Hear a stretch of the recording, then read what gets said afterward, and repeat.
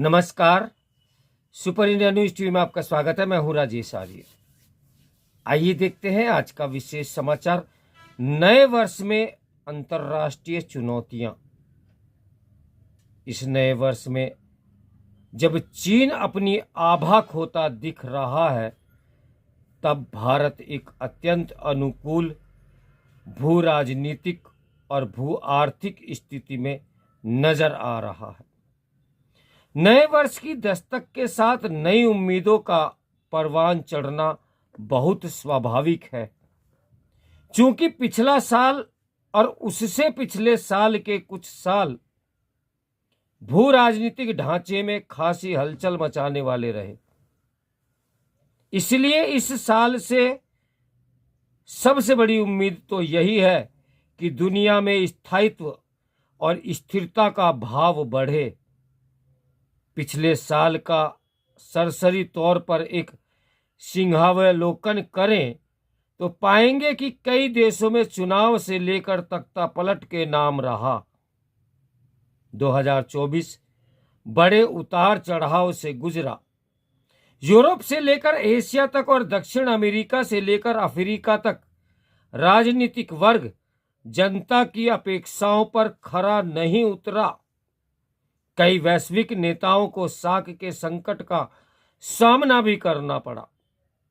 America में Donald Trump की नाटकीय रूप में सत्ता में वापसी और सीरिया में बशर अल असद के दशकों से स्थापित शासन का पतन जैसे अलग अलग राजनीतिक रंगों को देखते हुए ये कहना गलत नहीं होगा कि वैश्विक ढांचा दूसरे विश्व युद्ध के बाद से सबसे नाजुक दौर से गुजर रहा है। ऐसे में इस साल से बहुत बड़ी उम्मीदें हैं। दुनिया के अलग अलग कोने संघर्ष का मैदान बने हुए हैं। ये कोई दबी छिपी बात नहीं कि किसी भी युद्ध की बड़ी भारी कीमत चुकानी पड़ती है। राजनीतिक, आर्थिक और नैतिक सभी स्तरों पर इसका असर भी पड़ता है। जो लोग प्रत्यक्ष रूप से युद्ध का हिस्सा नहीं होते, वह भी किसी न किसी रूप में उससे प्रभावित होते हैं। विकसित देशों में लंबे समय से यह धारणा स्थापित हुई कि सुदूर लड़े जाने वाले युद्धों से उन पर कोई असर नहीं पड़ेगा। बीता साल उस धारणा को ध्वस्त करने वाला भी सिद्ध हुआ। ऐसे में स्वाभाविक है कि स्थायित्व और स्थिरता के लिए इस साल कुछ नया गुणा गणित करना होगा। इसकी आवश्यकता इसलिए भी कई अधिक बढ़ गई है क्योंकि भू राजनीतिक प्रतिस्पर्धा का नए सिरे से बढ़ना चिंताजनक है। इस कड़ी में विशेषकर पश्चिमी लोकतांत्रिक देशों का रूस, चीन जैसी अधिनायकवादी शक्तियों के साथ संघर्ष तो बढ़ा ही है। यूरोप और पश्चिम एशिया में युद्ध के नए मोर्चे भी बन गए हैं। इसने शीत युद्ध के उपरांत उदार लोकतांत्रिक स्थायित्व से जुड़े आशावाद को चुनौती दी है। इस रुझान ने वैश्विक ढांचे के नाजुक पहलुओं को रेखांकित करने के साथ ही परस्पर आर्थिक निर्भरता और अंतर्राष्ट्रीय संस्थानों को भी सवालों के घेरे में खड़ा कर दिया है। पारंपरिक सत्ता शक्ति वाली राजनीति की वापसी ने यही दर्शाया है कि वैचारिक और भू राजनीतिक टकरावों की गुंजाइश अब भी कायम है। यह वही राजनीति है जो सेना के जरिए सीमाओं को नए सिरे से खींचने में विश्वास रखती है। तकनीकी प्रगति भी सैन्य रणनीतियों से लेकर युद्ध क्षेत्रों को बड़े पैमाने पर प्रभावित कर रही है।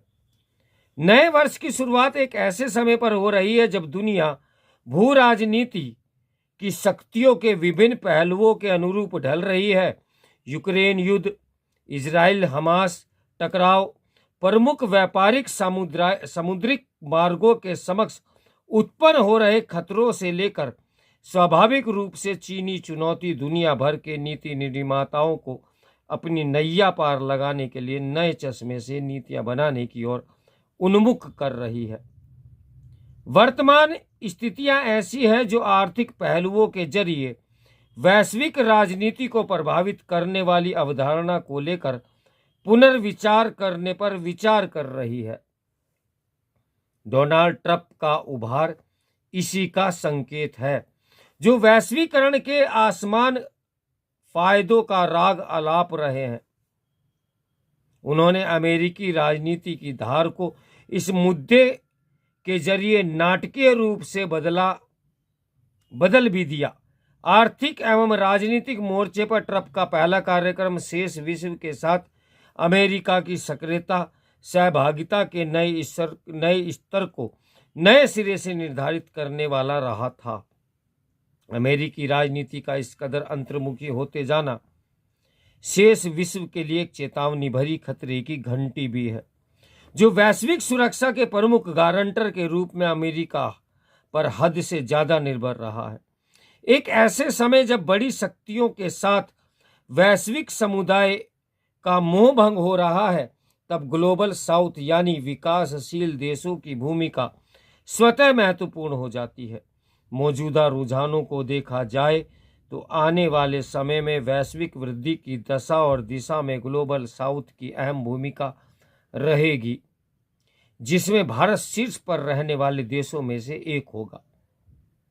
इसलिए विकासशील देशों के लिए यह भी आवश्यक ही नहीं अपितु अनिवार्य हो जाता है कि वे इस वास्तविकता को समझकर उसे ग्लोबल गवर्नेंस के ढांचे से भी दर्शाएं, चाहे जलवायु परिवर्तन से निपटने के लिए बनाने वाली योजनाओं की बात हो या आर्टिफिशियल इंटेलिजेंस यानी AI के नियमन की बात हो।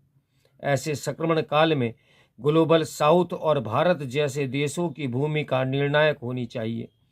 इसके लिए नया खाका और आर्थिक केंद्रित एजेंडा तैयार करना होगा। वर्तमान परिस्थितियां भारत के लिए एक बड़ा अवसर प्रस्तुत कर रही हैं। इस नए वर्ष में जब चीन अपनी आभा खोता दिख रहा है, तब भारत एक अत्यंत अनुकूल भू राजनीतिक और भू आर्थिक स्थिति में नजर आ रहा है। जब विकसित देश आत्म केंद्रित होकर अंतर्मुखी होते जा रहे हैं और चीन का अन्य देशों के प्रति आक्रामक रवैया जगजाहिर है, तब वैश्विक नेतृत्व के मोर्चे पर एक निर्वात की स्थिति उत्पन्न हो रही है, जिसे भरना आवश्यक होगा। ये काफी हद तक नई दिल्ली के रवैये पर भी निर्भर होगा कि वे शेष विश्व के साथ कैसे तालमेल बिठाती है। इसमें केवल अपनी चिंता और हितों की परवाह ही नहीं, बल्कि दुनिया के बड़े हिस्से के हितों और चिंताओं को भी देखना होगा, जिनकी अभी तक वैश्विक विमर्श से अनदेखी होती आई है। यह अंतर्राष्ट्रीय कूटनीति का भी एक हिस्सा है, जिसमें कूटनीति को लेकर आगे बढ़ना और परिस्थिति को देखकर अपना निर्णय सुनाना या सुनना बहुत मायने रखता है। तो मेरे साथ बने रहे सुपर इंडिया न्यूज़ टीवी की ब्रेकिंग न्यूज के लिए। नमस्कार, मैं हूं राजेश आर्या।